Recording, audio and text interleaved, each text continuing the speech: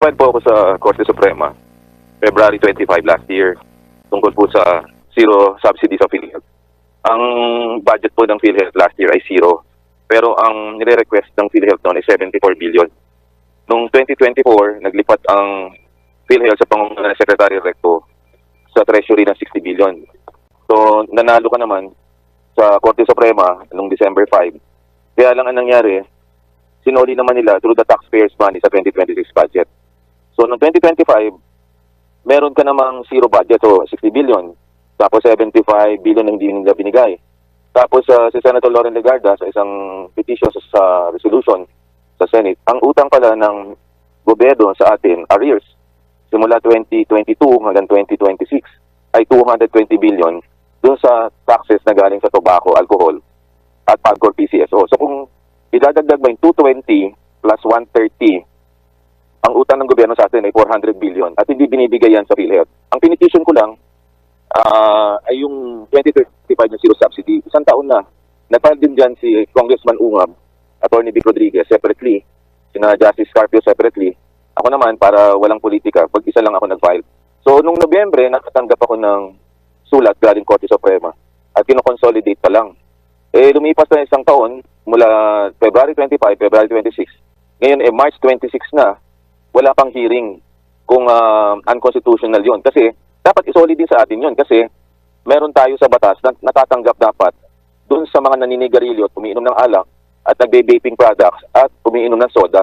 Yun ay pinagkait sa atin ng gobyerno. Saan napunta yung budget na 220 billion at saka yung 74 billion last year?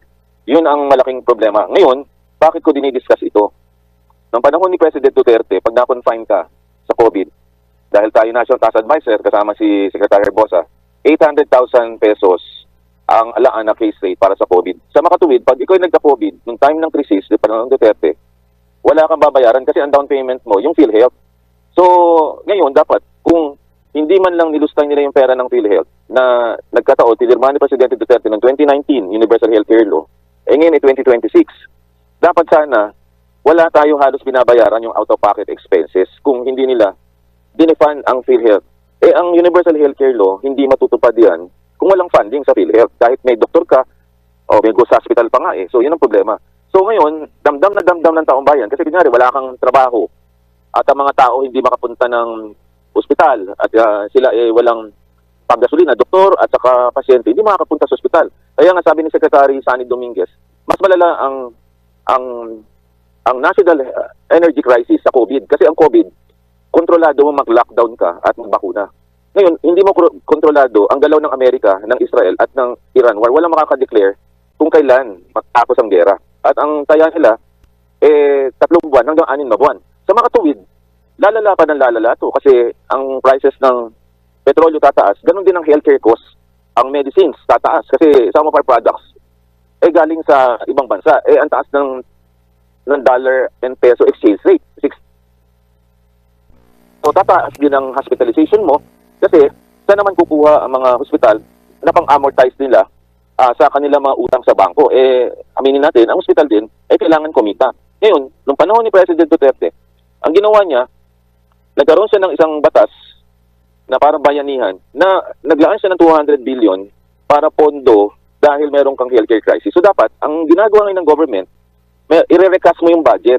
At yung mga budget na malaki ang let's say flood control project, takyasin mo yan at ilipat mo sa kalusugan, sa fuel, sa pagkain, at sa transport. Kasi hindi mo naman kailangan magpagawa ngayon ng infrastructure in the period na meron kang health energy crisis. So kailangan i-recast dapat siya ng Kongreso at maglagay ka ng supplemental budget katulad noon panahon ni Duterte. Wala politika to. Kino-compare ko lang yung dalawang klaseng pag-respond ng dalawang pangulo sa pandemic and using that kind of situation. So, tinan mo, ngayon nakikipag-ugnayan tayo sa China, galit na galit tayo, nakikipag-ugnayan dati sila sa Russia. Ngayon nakita natin ang vision ng dating administrasyon na yung diplomatic relations natin, hindi natin pwedeng sunugin.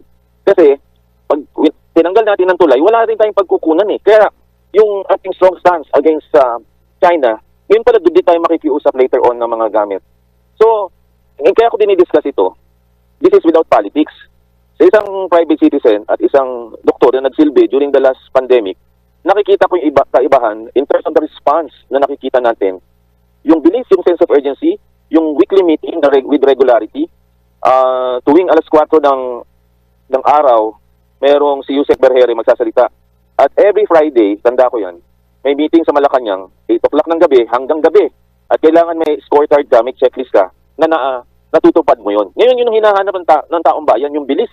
Napirmahan na nga yung executive order, may implement po pa in 2 weeks. Kailan pa yun? Di umabot na yung presyo ng bilihin, gamot, at saka ng mga petroleo products sa langit.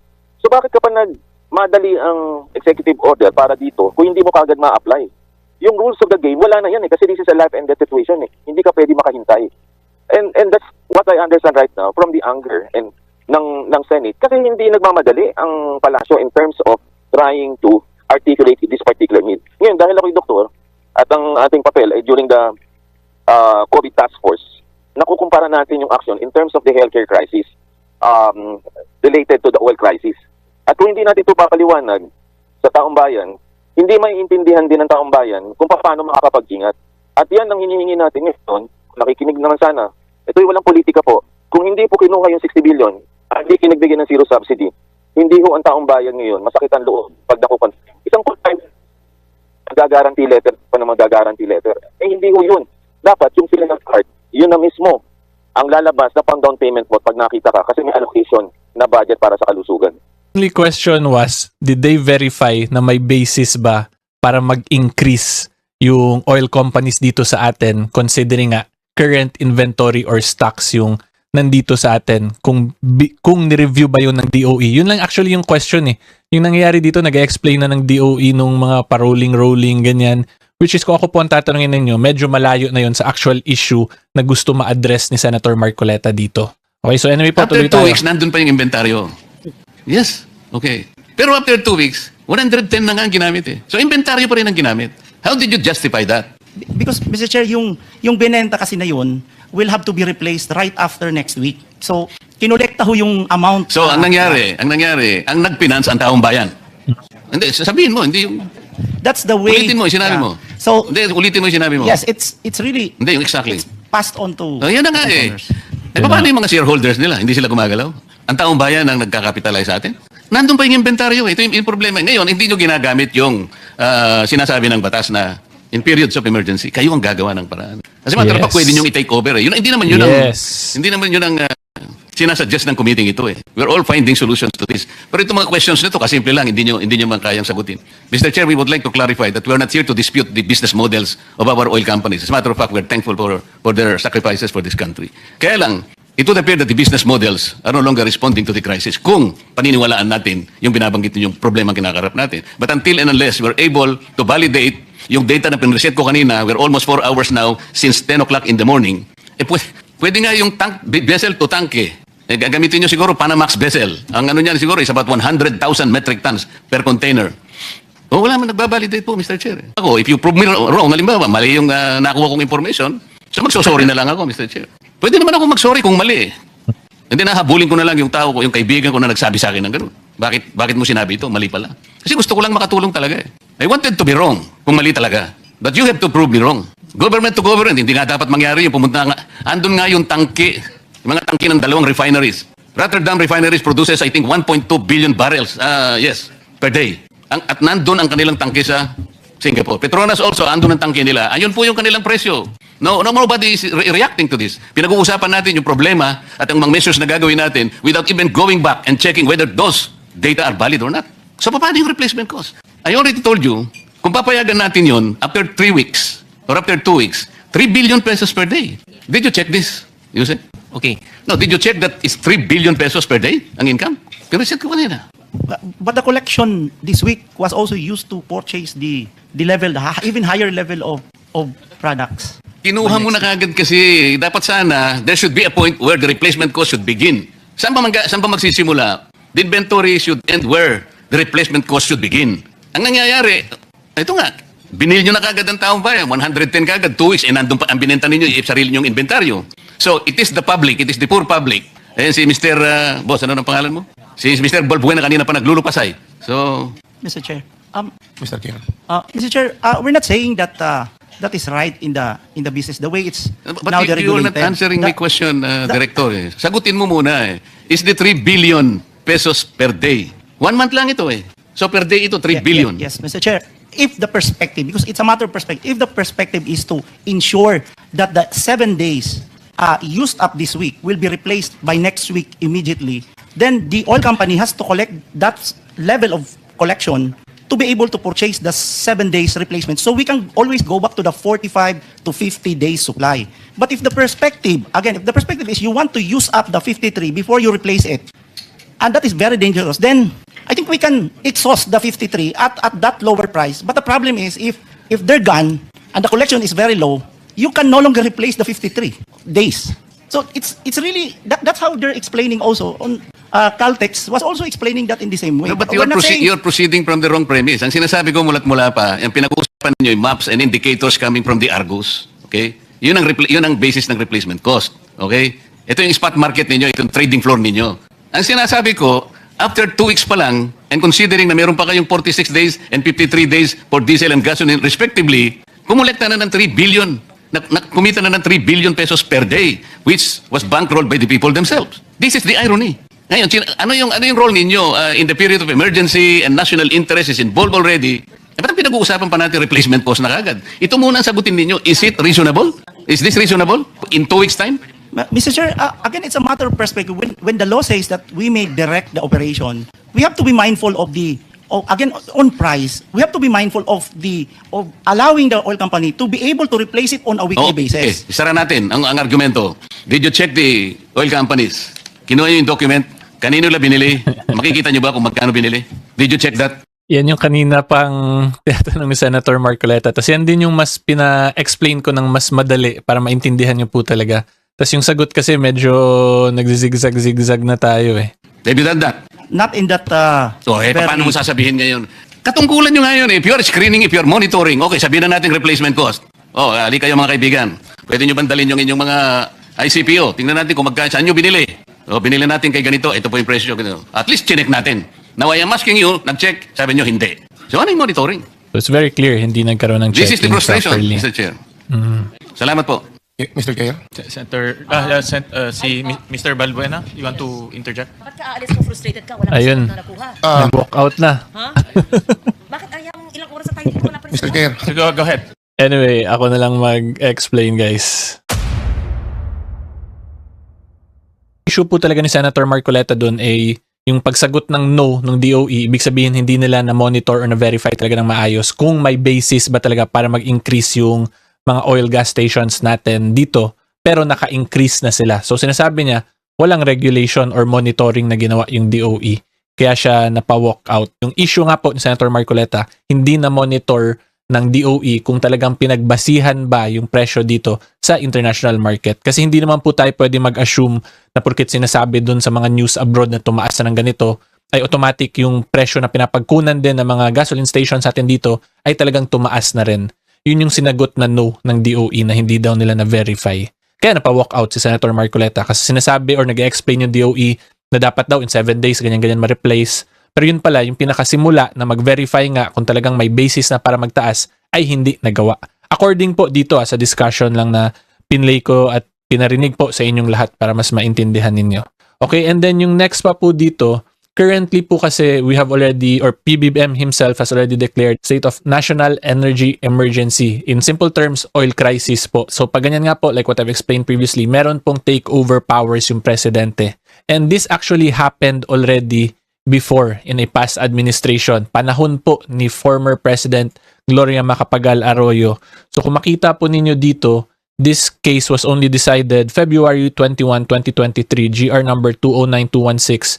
Si Senior Associate Justice Leonen po yung ponente, and then yung parties involved, si E.S. Mendoza versus Pilipinas Shell Petroleum Corporation. So dito po in 2009, because of Typhoons Ondoy and Pepeng, nag-declare po ng state of national energy emergency din sa FPGMA, tapos kinontrol po niya or nag-set siya ng price ceiling sa presyo ng langis or ng gasolina sa bansa natin. Tapos in response, ginawa po ng oil company na Shell, question yung constitutionality nung provision ng 8479, which is this one, Section 14E.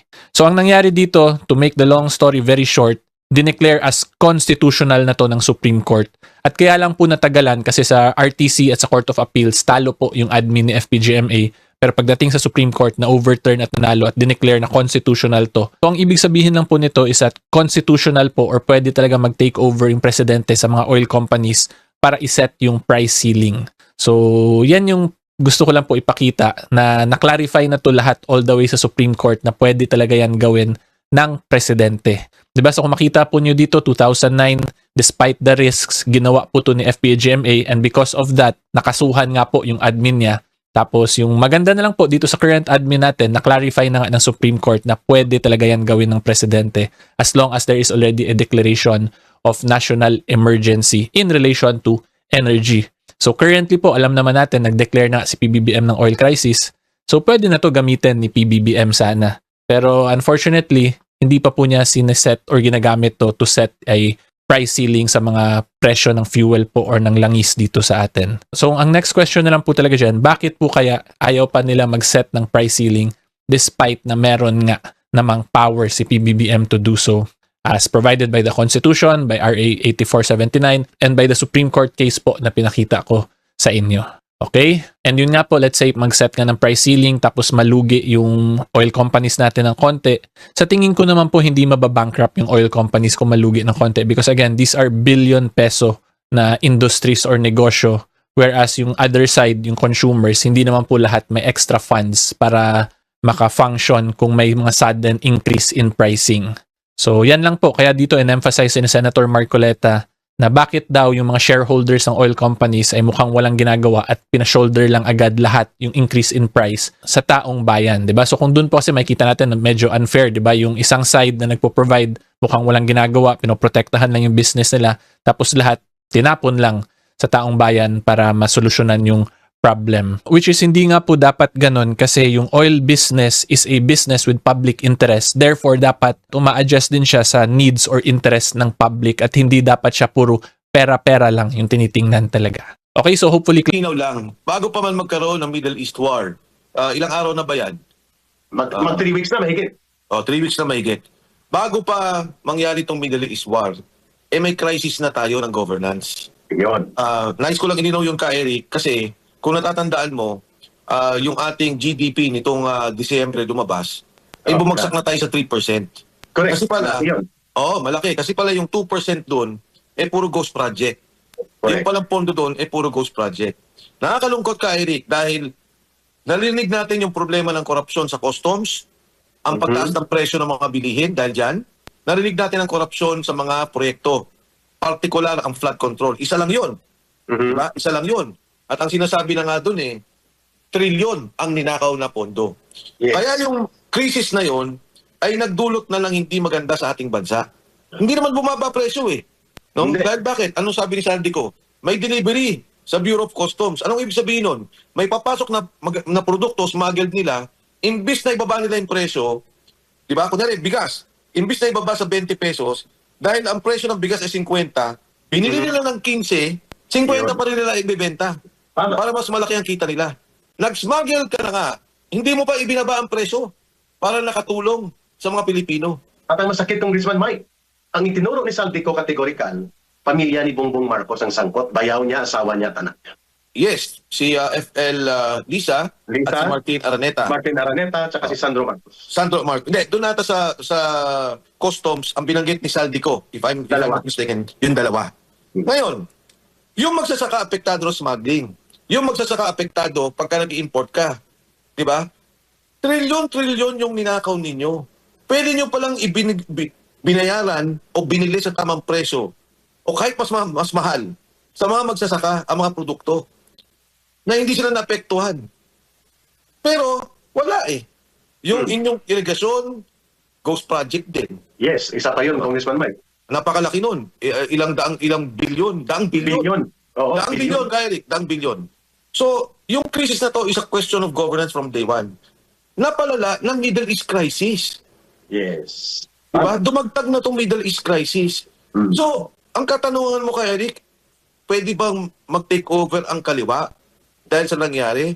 Well, una, babalik ulit ako sa aking binanggit, governance. Anong ginawa nila? Para sirain si Inday Sara Duterte at pamilyang Duterte, pinondohan ng kaliwa. Correct. Pinondohan ang maraming Agree ako ginagawa, yung ginawa ng NTF-ELCAC na tinutulungan ng mga pamayanan para ihinto na ang pagiging rebelde, ihinto na ang armadong pakikibaka. Wala. Tinanggal ang programa, pinahina, pagkatapos yung kaliwa, binigyan na naman ng pondo. Mm. Okay. So, ang nangyari ngayon, lumakas ulit ang pagkilos ng mga kaliwa. I agree. Ngayon sinasabi ko kaya, Eric, na paano kayong magbibigay ng alternatibo sa 2028 kung kinakampihan ninyo ang korupsyon? Kung kinakampihan ninyo ang pagnanakaw? Paano kayo tatayo sa entablado na kayo mismo sumuporta sa Pangulong Bongbong Marcos at hindi kayo nagsalita tungkol sa korupsyon? Nung may isa nag-interview sa akin, sabi niya, hindi ba sila nagsasalita? Sabi ko, mag-cite ka sa akin. Ilang beses lang na nagsalita sila laban sa korupsyon, umupo sila sa investigasyon. Wala. At tingin ng tao ay ang pagkakaisa ng mga pinklawan o dilawan sa mga Marcos, sa pagnanakaw, sa korupsyon. At ang negative rating ng Pangulo, ang galit na, dissatisfied sa nangyayari sa ating gobyerno ay 47%. 47% ng ating The populasyon. highest, Congressman, the highest in The the highest. history of a sitting president. Yes. Kung ilalagay ko yan, yung 47%, hindi mo naman pwedeng ilagay sa 100 million yan dahil of course may mga bata dyan. Pero ilagay na natin na merong 30 million na Pilipino. O basta 47%, no? Ilagay na natin dyan. Kailangan nyo kaming ilahat ikulong.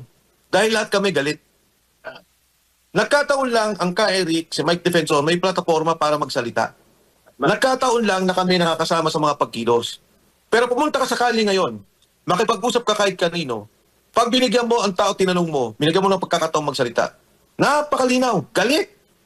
Minsan naglalakad ako, may kakamay, babate, tama ho yung ginagawa niyo. Ito, alam niyo ho, ganito nangyari, napakawalang yan. Kahit saan ka magpunta, may lalapit sa'yo. Salamat po.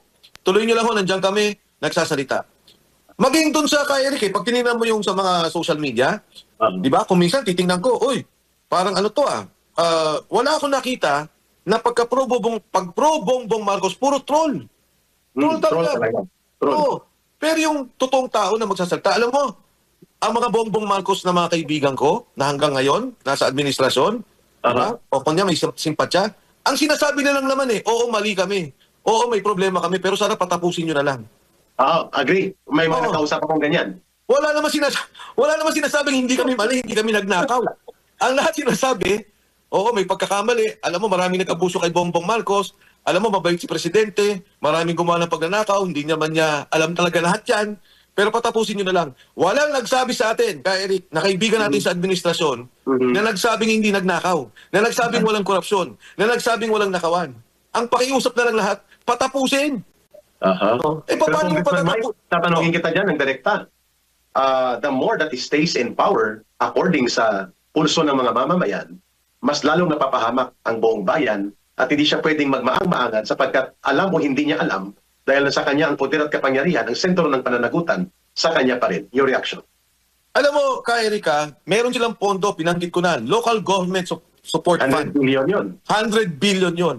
Yung pinanggit mo mga programa sa oil price stabilization, price stabilization sa mga commodities, pwede nilang gamitin yon. Pwede. Pero bakit hindi nila ginagamit? Kasi gusto nilang gamitin sa politika.